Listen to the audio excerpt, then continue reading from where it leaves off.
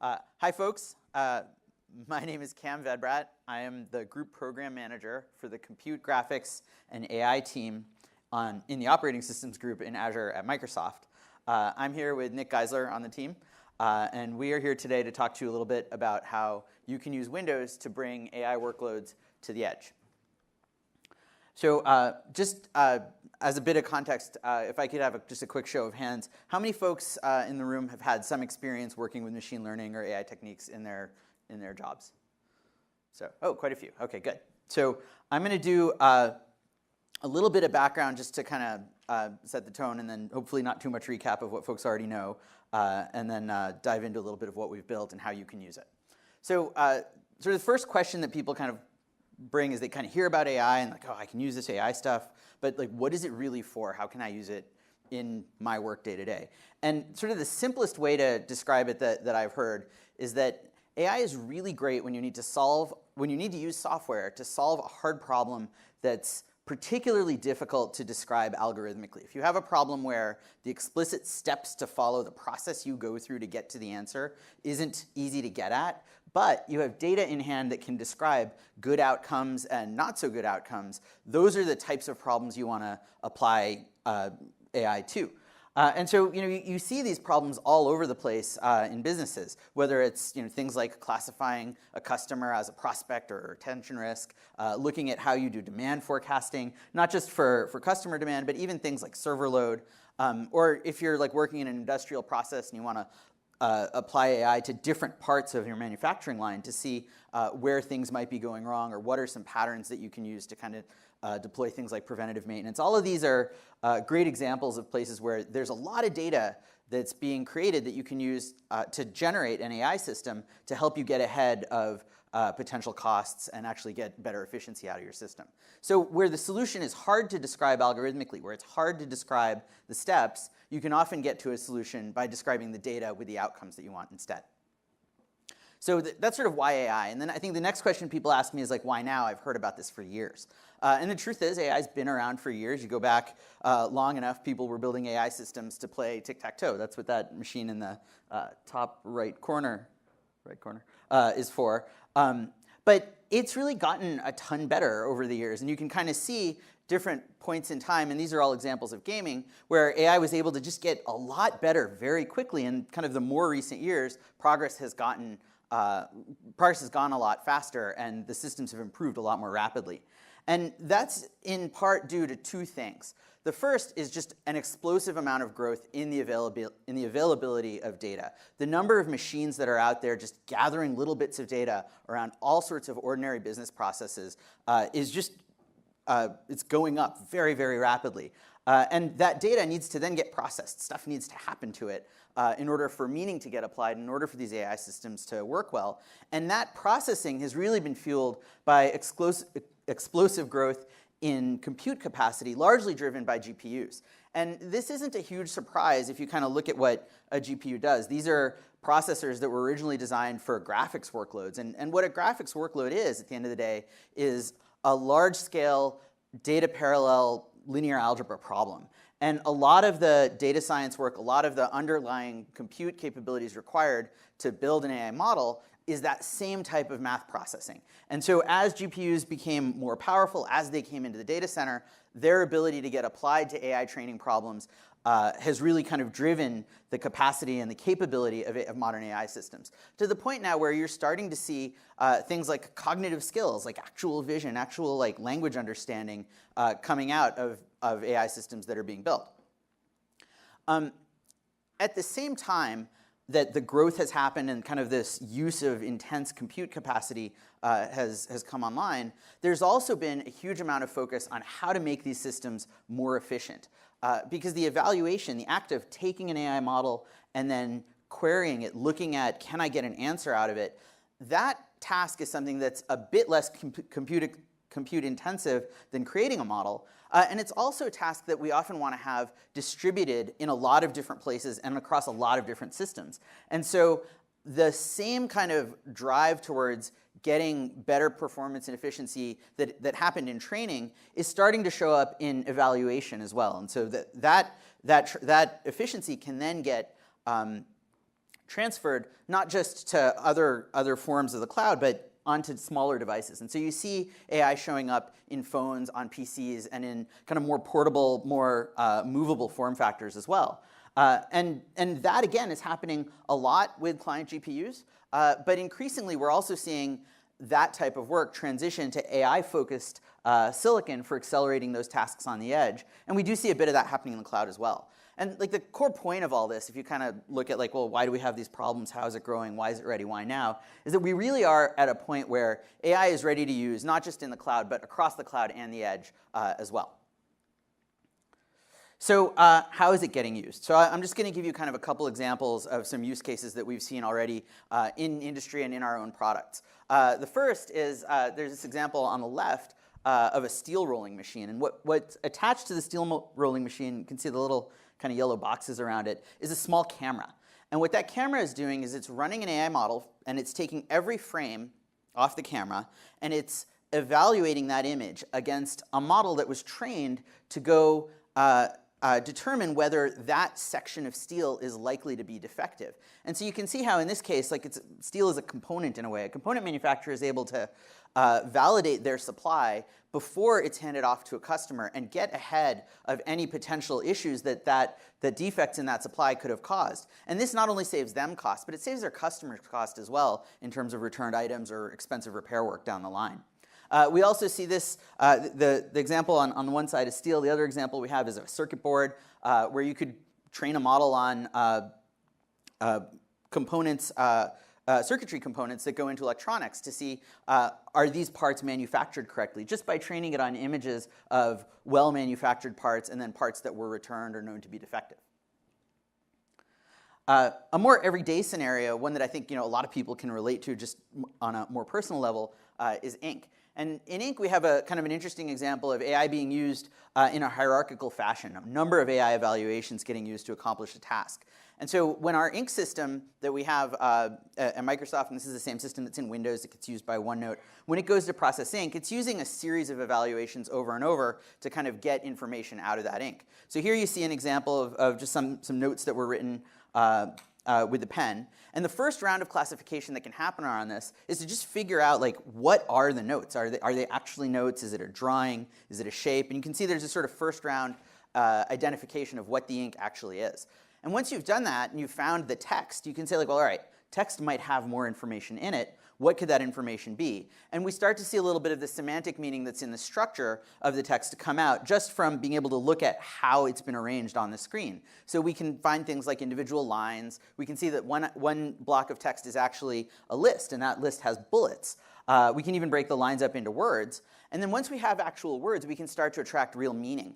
And we can see, all right, one of these is today, one of these is a phone number, Tim is a proper name. And we can go from that meaning to programmatic knowledge that can actually get fed back into our applications and actually into our systems for use in business processes. And so you can see how you can go from that bit of chicken scratch that was sort of written on the screen or perhaps scanned from a napkin, and then suddenly you're able to extract not just bits of data or bits of strings, but very real constructs that you can use in your apps, in the calendar, in the address book, in communications, to go take some action based on what that ink input was. Another great example of using AI on the edge in an application is PowerPoint. So PowerPoint has a feature called Designer. And what Designer does is it uses AI to help you build better looking slide decks.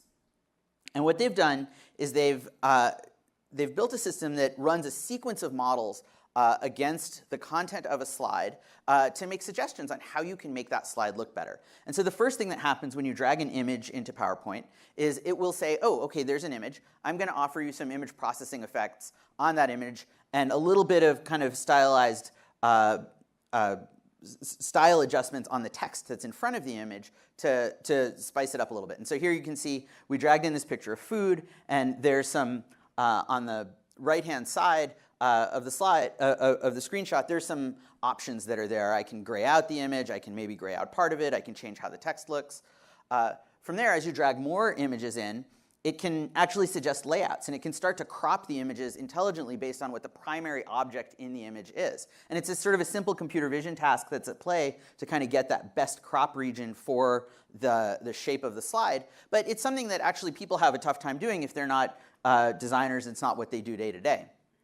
Again, these options are kind of offered on the side. And then once you've done that, you can also look at dominant images in a slide and suggest color schemes. You can suggest a design palette, perhaps for the whole deck, based on the colors that have been dropped in. The other thing you can do is if you have a large image or even a small one, you can automatically generate captions so that if someone's reading that slide deck and they're not able to see the picture, they can actually read the text using accessibility aid. And so all of that can kind of be powered by these types of AI capabilities fueling application processing. So when we look at platform, when we look at what do we want to do to help more developers build AI systems, there's a handful of things that we have in mind. The first is we see app developers already today starting to deploy AI solutions in their Windows applications. And the thing that they say, the sort of consistent point of feedback we get is we want to do this, but it's expensive and difficult to figure out all of the different frameworks that are there and decide what's a good thing that I can bank on that can be supported for a long time as I deploy my application and start running it in front of customers. And so the first thing we said was, okay, we want to make sure we have a great foundation for AI evaluation for Windows developers to use so that they can focus on their models, their data, and their scenarios, and leave the underlying runtime work, the underlying evaluation work to the system where it will be widely supported and where it can, where there's a team that's sort of focused on making that better over time. The second is at Microsoft, we're in a unique position because we already have a ton of really great assets for AI training in the cloud, and we have a ton of our own AI assets that we've developed for Bing and for our own businesses. And so we're able to actually provide offerings that really are a complete top-to-bottom offering across the cloud and the edge and then services that are built on top for developers to use at all different levels. And so we want to make sure that anything we build into Windows fits in really well with the rest of the Microsoft AI workflow. And you'll see a bit more about that in a few minutes. And then finally, external developers aren't the only ones making this bet. We're making this bet along with you. We have our own applications. I showed you a couple of them. I'll show you a couple more that are built on top of AI techniques and take advantage of these AI methodologies. And we want to make sure that whatever we build is something that we can use internally for our products as well. And so we're making sure that we have all three of these things in mind as we proceed in creating the platform. So then when we think about, well, on the edge, like why do AI on the edge in particular? The first thing to think about here is you get immediate results. By using the processing capabilities that are on the PC, that are on the Windows device, we're able to deliver really great performance. And getting like fast and efficient AI processing, this is really critical when you have like time-sensitive tasks like autonomous motion, if you're processing live video feeds, or if you're trying to do background processing while a large portion of the machine is doing one thing and you want to be able to do something like indexing or using AI to kind of analyze some of the data that's the exhaust of the primary function of that system, you want to be able to be very efficient around it. And that kind of stuff is challenging to do when you're not on the edge. Cost is another thing we know our customers care a ton about. And we know that if we move some parts of solutions to the edge, if you train in the cloud, but then move expensive evaluation work to the edge, you can save a good deal of cost on that evaluation. And that savings is further amplified if the data that you're evaluating is very large. Again, if you think about large amounts of exhaust data from a sensor, if you think about real-time video processing for physical security, these are all cases where you may not want to take every single frame and upload it to the cloud. You may want to do an amount of processing and an amount of analysis locally on the edge, and then just take the relevant pieces back to the cloud, either for archival, for improving your training sets, but using it to kind of drive that compression for the data ingest is super valuable and a real cost saver. And then finally, by giving you the option to do some work in the cloud and some work in the edge, you have the ability to really build solutions that are flexible and work for what your scenario, for your customer scenario really requires. Sometimes you may not want to do processing on the cloud, or you may want to like divide processing work across cloud and edge based on the time it takes to move data back and forth, the connectivity conditions that the processing is happening on, if you're on a ship, if you're underwater, if you're in some kind of loosely connected environment. if the data is too large, if there are just policy constraints that you have to work with, or if there's just customer preference saying, hey, I want this data to be here, I don't want it to be there. This gives you that flexibility to take advantage of our cloud for training and then do inference where you need it. So the first big piece of platform that we've provided in Windows around AI is an API we call Windows ML. And we introduced Windows ML earlier this year in March at Windows Developer Day. And it was initially released as a preview in our RS4, sorry, what we call internally RS4, in our April spring update to Windows 10. And I'm happy to say that in our fall update to Windows 10, which is just around the corner, Windows ML will no longer be in preview. You'll be able to use Windows ML for production workloads at scale. So let me talk a little bit about the workflow that you take on when you go use Windows ML. And it really is about sort of how you go from your ideas and your applications to inferences that actually bring your application to life. So you start with your application. And your application has one of these problems that I described earlier, a hard problem to describe algorithmically, but something you want to go solve with data. You collect the data that's required. You label that data. And so you give it examples of either good or bad outcomes. And they don't necessarily have to be labeled good or bad. It's just simply this data maps to this outcome. And you bring that data into your estate in Azure for training. And then in the training environment, you can use Azure ML to actually process that data and create a machine learning model.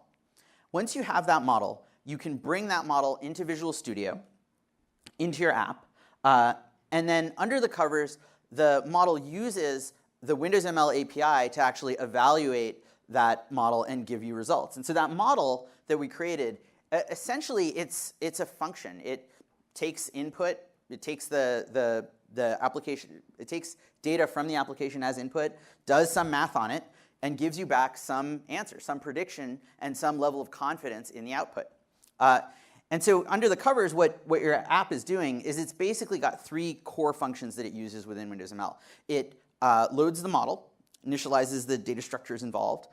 It binds inputs and outputs. So it takes the application data structures that are relevant to the model, connects them up to that model's object, and then it runs evaluate, which is a function that essentially runs the model against that data and puts the results in your output data structures. So load, bind, evaluate. That simple pattern is what you take on. So let's talk about each of the pieces there. So first, you have to get that model. And there are a bunch of different ways you can go about training models in Azure. The simplest way, if you haven't done AI before and you just want to kind of get started and see how this works, the simplest on-ramp is with our Custom Vision service. And what Custom Vision lets you do is essentially upload a set of images and then label those images. And so if you wanted to build a simple classifier that took a photo and told you whether it had a Surface or a Surface Pro, let's say you're a professional in the Surface marketing department, you're sorting some stock photos, you could upload these images into Custom Vision, give it these labels, push go, and it'll give you back an Onyx model that can classify images. And it'll tell you this image, I think it has a Surface Pro, and here's the probability that I think it's right.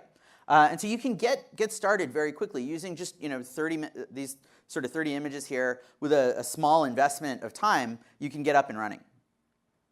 So that's cognitive services. And then we have Azure Machine Learning, which is probably where you'll spend the bulk of your time doing model training. Azure Machine Learning is a really comprehensive offering for developing, testing, training your models, and then actually managing the life cycle of those models as they get deployed, tracking how well they're doing in their deployed environment to improve over time. Azure Machine Learning also has the ability to actually take a model that you've created in AML and then deploy that model. You can deploy it to the cloud, but you can also deploy that model to your Windows devices for use with Windows ML. And then we also have an infrastructure offering called Azure Batch AI, which lets you kind of bring up GPU clusters if you really want to roll up your sleeves and get your hands dirty with your own. At the infrastructure level, you can do that as well. So when we look at models, I keep saying models, and I haven't kind of gotten into the details of what they are. So Windows uses a model format called Onyx, and specifically Windows uses Onyx version 1.2 models. Onyx is an industry standard for ML model interchange. This is a standard that was created in partnership between Microsoft, Facebook, Amazon, and a number of others in the industry. And it allows you to essentially express a model in a well-defined format that's not tied to any one training framework. So you can train in one place, your data scientists can use the tools that make sense for them, and then you can have a standard format that you can use to hand off that model to others to go consume. You can get Onyx 1.2 models from a bunch of places. I talked about Custom Vision, I talked about Azure ML. ML.net also produces Onyx 1.2 models, and CNTK, which is an AI training framework that Microsoft has produced, creates Onyx 1.2 models. And then if you're just getting started with the API, you don't want to deal with model training to begin with, you just want to understand how things work, there's a model zoo on the Onyx GitHub repository, and there's a link later in the deck to this, where you can just download a pre-trained model that you can bring into an app just to kind of get started. It's a useful bootstrapping thing to have there. And then finally, if you have data scientists who are working with AI training toolkits already, we have great converters. And there's a Python library called WinML tools that you can use to actually convert the outputs from your AI training frameworks into Onyx 1.2, and you can use those in your applications. So depending on which environment you're coming from, there's almost always an endpoint that lets you take that model that you've created and bring it into Windows for evaluation. Once you have that model, there's some tools that you're going to want to be aware of to go work with. Netron is an open source utility that is available, and Netron is great for model inspection. It creates this cool visualization of the layers of the model, and also lets you take a closer look at the metadata around the model, around what the inputs are, around how to operationalize that model once it's been converted into Onyx. And then Visual Studio will treat AI models as first-class assets. So if you bring an Onyx model into your VS project for your UWP, you can bring that in, and VS will automatically generate wrapper classes around that model, so you can connect it to your application data very easily. So with that summary, I'm going to invite Nick to come up on stage and just show you really quickly how we can build a quick character recognizer app using Windows ML. Nick? Perfect. Thank you, Cam. So as Cam mentioned here, with Windows, we wanted to make sure that process of taking your trained model and ingesting it into your application is a seamless one, an intuitive one, and it kind of allows the developer to really focus on the experience in the scenario they're trying to target, rather than all of the background stuff to make a machine learning model work. So for that, imagine you had an application where you had an ink canvas where you just wanted to recognize a digit. Someone writes a number, we want it to be able to say, hey, what does that ink stroke look like? What's the number they're trying to write? So to show you that kind of working end to end, and we'll dive in a little bit, is here we have an ink canvas, handwritten digit of 2. If I hit recognize, it knows it's a 2. So what did that look like for me to build it? As part of my application, I have a bunch of these XAML controls already set up. I have an ink canvas, some UI elements, buttons, etc. But there's no intelligence in there. So I've gone off to Azure ML, Custom Vision, somewhere that I've trained my machine learning model and got it into this Onyx format. As Cam mentioned, Visual Studio does a lot of work to make sure when you take that Onyx app or that Onyx model and you put it into your application, we recognize it and do the right things. So here I'm just going to add this Onyx model to my app. Add existing item. Here we have this mnist.onyx format. I hit add. And down below, as Cam mentioned, here we have our Onyx model now as part of our application. And we have this new class, mnist.cs. So this is that wrapper class Cam was talking about, where it already kind of defines what are the inputs, gives you some context on the information, what are the outputs, what's the name of that, and sets up this wrapper class for your model. All of the stuff that, as a developer, you don't need to worry about, we'll handle with Windows ML. So inside my application, what do I need to do? As Cam mentioned, it's 3 steps. It's load, bind, and evaluate. So the first step here, we're going to load our model. We're going to take that Onyx model that we have as part of our application, save it into a storage file, and call this Windows ML API create from stream async. The second step is we're going to bind our data. Whatever that input source is, in the case of this, we have an ink canvas. Maybe you're doing something with a camera or some other input device. This is where you bind that source to your model. The third step is evaluate. Basically, run your model, take that input, run it through, get some results back, and power your experience. And the final step is we just got, as part of our output, we have this result. We're just sorting through it, 0 to 10 or 0 to 9, understanding, what that digit is and displaying it. And that's really all you needed to do. It was really simple for you to take a trained model, ingest it into your application, and begin. Okay? Switch back to the... So let's just take a little bit of a closer look at kind of what happened in there. So the first thing is there was some code that got generated when you brought the Onyx model into the project. There are a few classes that get generated. The first is, in this case, it's called MNIST model. The name is generated based on data in the model. And what this is just it's the core object that we create that wraps the model itself. And then it has a constructor that can actually take the model asset and use it to kind of create the runtime object. We also create an object for all of the model's inputs. And so there's this thing called MNIST input that has variables under it for each of the inputs. And in this case, there's one called model 3. That name model 3 was generated by reflecting over the Onyx model internally and looking at the inputs and then actually pulling out the names. And one of the things that you'll see in the generated code is there's a bit of metadata in the comments just under the name of the variable. And that metadata is around the specifics of the type of bitmap that you want to bring in. So you can use that to kind of figure out, okay, it's not just a bitmap, but it needs to be a certain dimensions. It needs to be within a certain color space. All of these kind of oddities of the pixel format can come through in that metadata. Then at runtime, you need to get output from the model. And so there's a method on the model called evaluate, and this is the method you call to actually run the model against the inputs, and it'll put the results in the output object that it created. And that output object, again, has comments under it, and in this case, it's a tensor, and so it's essentially a 1 by 10 array of floats, and each of those floats represents the probability that a given character was inked in from 0 to 9. So you can go across that tensor and look at which one has the highest one, and that's the result, and then it'll tell you the confidence that it has that that result is accurate. So that's kind of the basic pattern, and like I said before, this pattern of load, bind, evaluate is something we carry throughout using WinML. So the way we use those generated classes is like this, and so this is actually in the app code.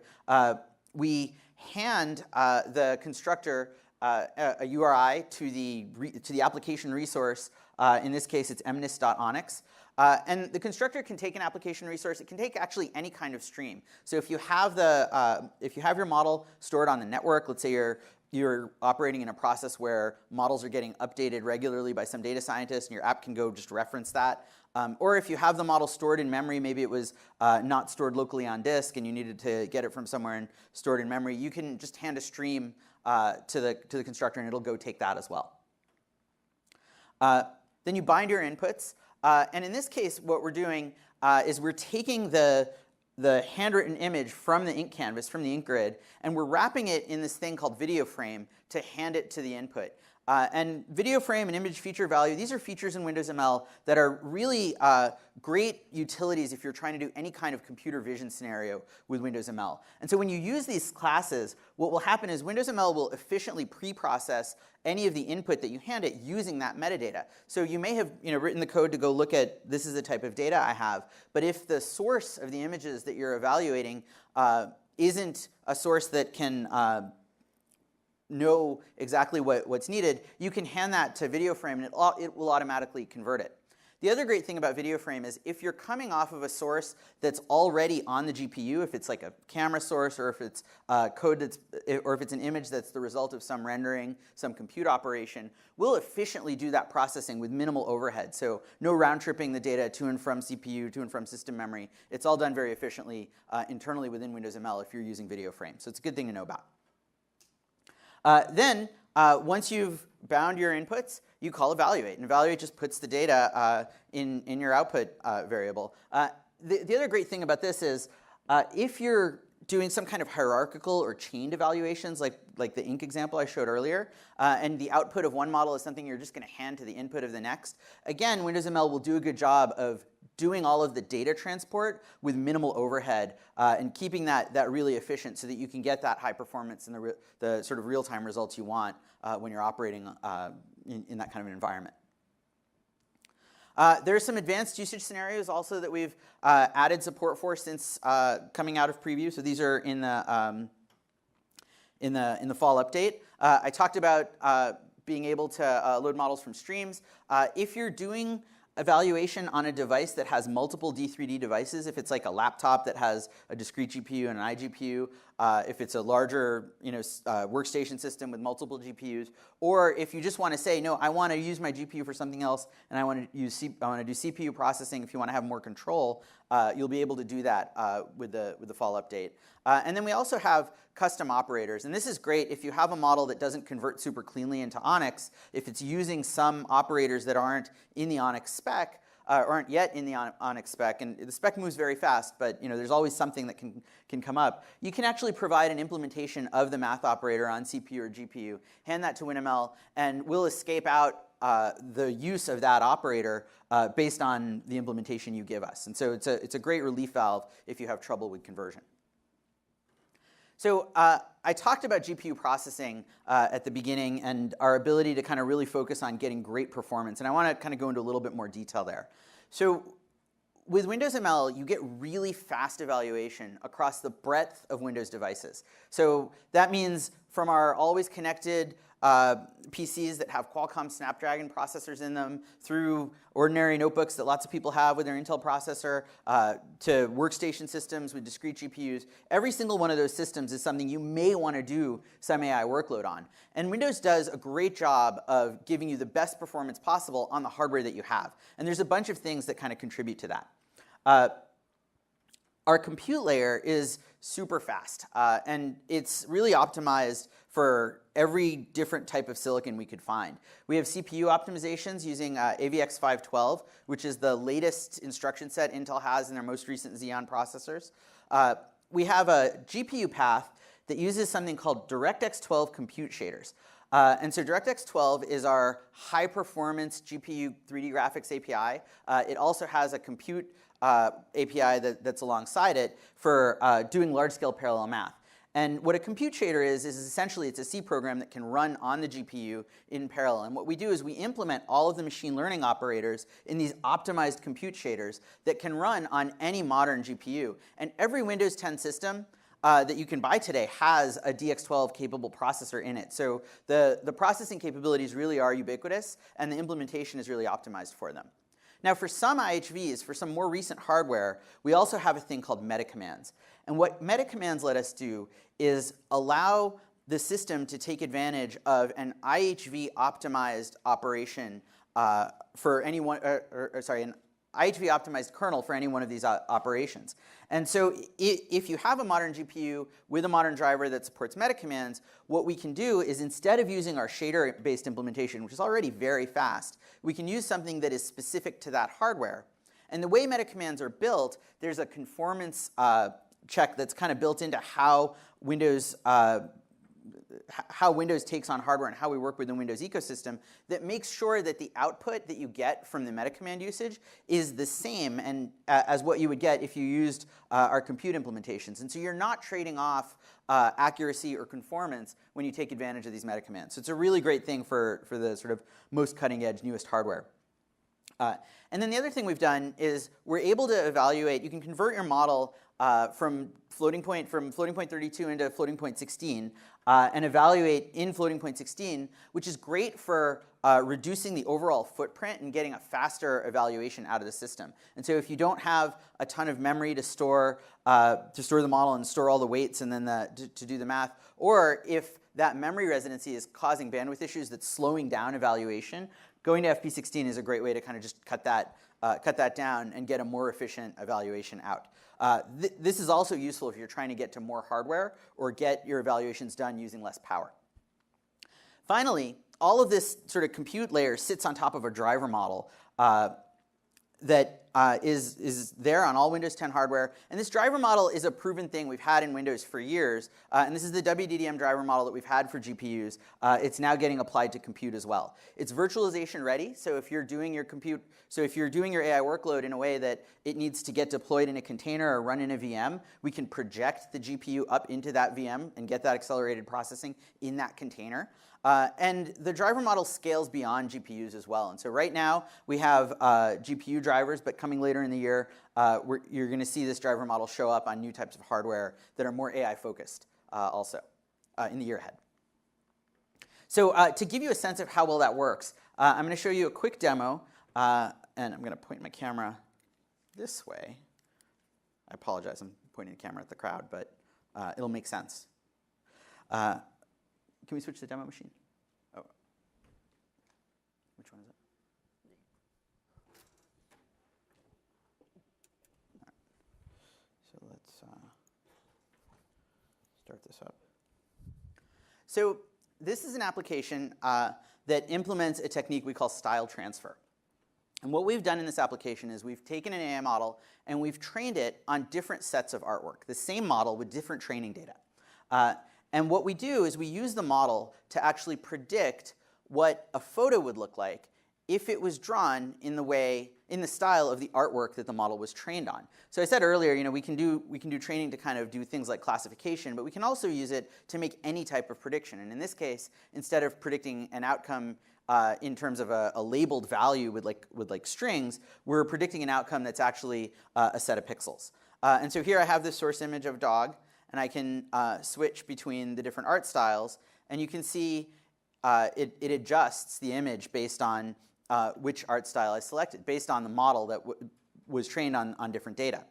But this demo is about performance, and so I'm going to start with a dog and with just the one image. But I'm also able to do the same kind of thing on live pixels, and so I can draw like a little picture of a little. This is my friend here, the 6-man, and you can see he becomes a work of art right away, and just sort of improves on my artwork, and I can make him into a painting or whatever it is right there in real time. It even works on video, and so let me switch over to my Logitech camera.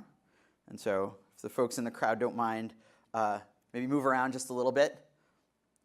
Somebody move around? There we go, got some waving. But you can see, as I switch between the different art styles, you guys can be a work of art too.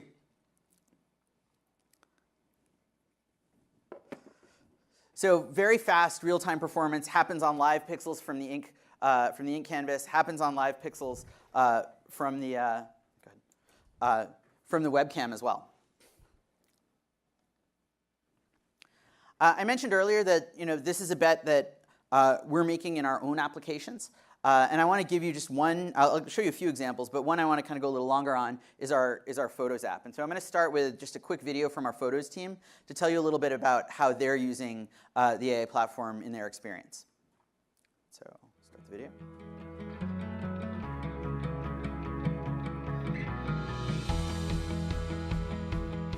We all have so many photos, and we want to help you find people, places, and things you care about in the photos, help you tell your stories, and also add a little magic with 3D special effects. The first time I integrated WinML into our product, I quickly saw a 20% increase in performance. And when I turned on the GPU, we saw 80% performance increase. WinML saved us a ton of time. We were able to focus on our data, our models, and our user scenarios, rather than store compliance and how to run across hardware. WinML has allowed us to experiment with doing skeleton tracking with your basic webcam. Our group decided to dance in front of the camera, and we're able to track joints and movements. WinML is groundbreaking. It is the first API that allows everyone to evaluate machine learning models, both for UWP apps and desktop apps. It's also accessible to all developers. It allows developers to seamlessly use CPU and GPU to evaluate their models. We're so excited about the WinML update because we'll get to focus on our scenarios, our data, and our models, and WinML takes care of the rest. We can't wait to see what others can build with WinML. Nice. So that's our some folks on the Photos team talking about how they use WinML. Just to be a little more precise about how they're using it and what they're using it for, the Photos app uses WinML in a feature they call concept tagging. And this enables you to search your photos more easily. They're running a classifier over your photos that are on your device. And there's about just under 90 million people who are, or 90 million systems that are actively using this today. And these are folks that their app is using the Preview API. And the great thing is this is all happening locally. Because this is all happening locally on the device, it's very privacy friendly. Nobody has to worry about, oh, are my photos getting uploaded? Are they going to some weird place? Nope, it's all happening on your PC locally. We're just helping you search more easily. And so this is a good example of why you might want to use WinML to get that AI processing onto the edge for a given task. I mentioned PowerPoint earlier. The PowerPoint designer team actually, they did an experiment where they used WinML to replace a classifier that they had built originally using CNTK. And just by moving, and that designer scenario actually runs a number of models against the content of the slide to kind of generate those recommendations. By just replacing one of them, one of the runtimes with WinML, they were able to save right around 70 VMs on their current load of evaluating 4 million slides a day across 320,000 daily active users. And so very real savings on a scale deployment. And that's just a partial adoption that they were able to get that savings from. And then finally, the other interesting kind of demo to look at, and there's a link to the video of this in the slide deck you can check out later, is at Build earlier this year. We had a demo of a prototype that the Word team built, moving some grammar checking models on top of Windows ML. Grammar is a great example of a place where rules are conceptual and conventional and very hard to describe in literal terms. And training on grammatically correct data is something that you can do to actually help people write grammatically correct text when faced with these types of rules that are hard to describe in very literal terms. So another great demo to go check out. Windows ML is available across the breadth of Windows devices. I talked a lot about desktop scenarios in the demos. There were a couple server-side experiences as well. So you can use Windows ML on desktop applications, either Win32 or UWP applications. There's C++ and C# projections. You can even use the API from JavaScript if you're building like a PWA. You can use that. With Windows Server 2019, Windows ML is actually available on Windows Server SKUs, so you can use Windows ML to build a small microservice and then deploy that on your Windows Server and run evaluations that way if that's what makes sense for you. We also have Windows ML in IoT Enterprise and IoT Core for IoT devices. And this is a place where that hardware acceleration in containers can be really helpful if you're using something like Azure IoT to manage the devices and to manage the workloads to push them down. They will still get hardware accelerated evaluation if they're built on Windows. And then for those of you who are building with a HoloLens, with the fall update, you'll actually get hardware acceleration in your evaluations on HoloLens as well. And that's just a change we made in the driver set on the HoloLens for fall. So I'm going to show you one last demo. And this is a demo, this is a robotics demo. So let me switch over to Eat. And what we have here is a robot with a Intel NUC computer inside the chassis. And an ordinary, I'm not on the screen. And there's a webcam attached to the robot. And then there's a LiDAR sensor as well. And what's running, oh, you know what? I bet the screen went to standby. We have to shake the mouse. So I'm going to keep talking, and then eventually you'll see the screen. So what's running on the robot is a couple things. There's an ML model called Tiny YOLO. And what that does is it can detect, there we go. It can detect objects in the screen, and it figures out, what are you doing? It figures out which objects in the screen are a person. Then it uses the LiDAR to figure out, let's see if it, just in time. It uses the LiDAR to figure out where that person is, and then it has a control board that talks to the motors that power the wheels. So as I move from one side to the other, the robot should follow me across the room. Now, we didn't have the robot actually follow me because we thought it might go off the table, and that would make maybe a great YouTube video, but not the most professional presentation. But as you see, as I walk around, the robot is able to track my movement and see where I am and point in the right direction. And so you can imagine how this type of scenario could be great for any type of sort of object detection that you want in a real-time environment. And so here we are using this for robotics. And just to give you just a little bit more detail, if you, I don't know if I can zoom in very easily.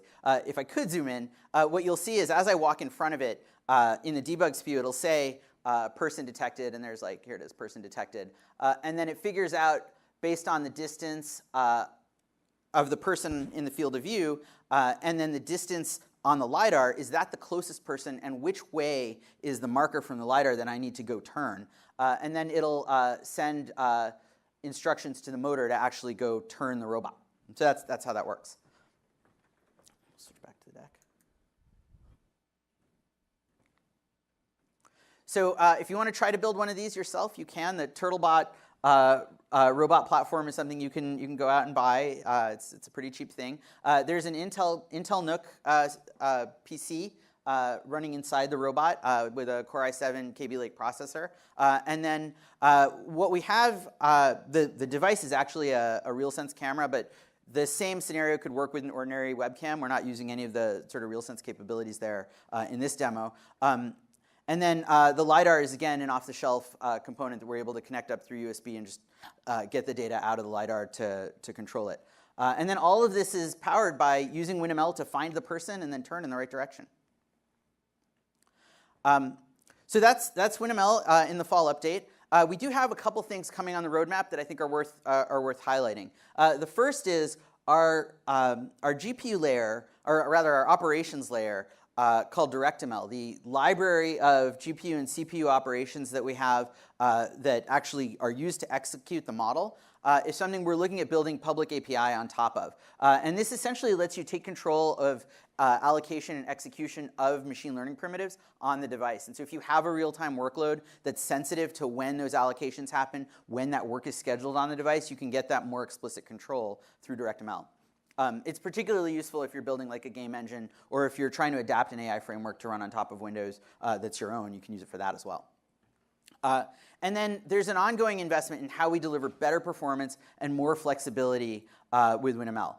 So there's ongoing work happening around graph optimization. When we load that Onyx model, are we running that model in the right way with the best speed and the best performance? Things like lower precision data types and quantization get us better performance. And then we're looking at how we can build scenarios for speech and language as well. And then, as I mentioned earlier, going to new types of processors, we'll be, in the year ahead, releasing support for the Intel Movidius vision processor with WinML. So to recap and to wrap up, WinML provides a great platform for building AI solutions on Windows. You saw a lot of the workflow, the tools that are available to go do this. Evaluations with WinML are super fast, and you can deploy them across a broad range of devices and form factors. You can get started by taking a look and stepping back and saying, hey, what are the business processes I have that would make sense to go do on the edge? What are those hard algorithmic problems I want to apply AI to? And where is my business generating an abundance of data that I can use AI to solve? Tons of great resources here at Ignite to learn more about this. We have office hours in the Windows Developer Platform booth from 1 to 2 p.m. today. There's a hands-on lab tomorrow from 4 to 4:15 where you can build a custom vision classifier using WinML, and there's folks here who can help you through that process. There's a talk later in the week on building PWAs, and they touch on WinML usage there. And there's a talk later today around Onyx, which is the format that we use. So take a look at WinML, go to the website, download our samples. All the code I showed you is available on GitHub. You can go use it, take it apart, see how it works, and get started. Thank you so much. Oh, and please fill out an evaluation. Thank you.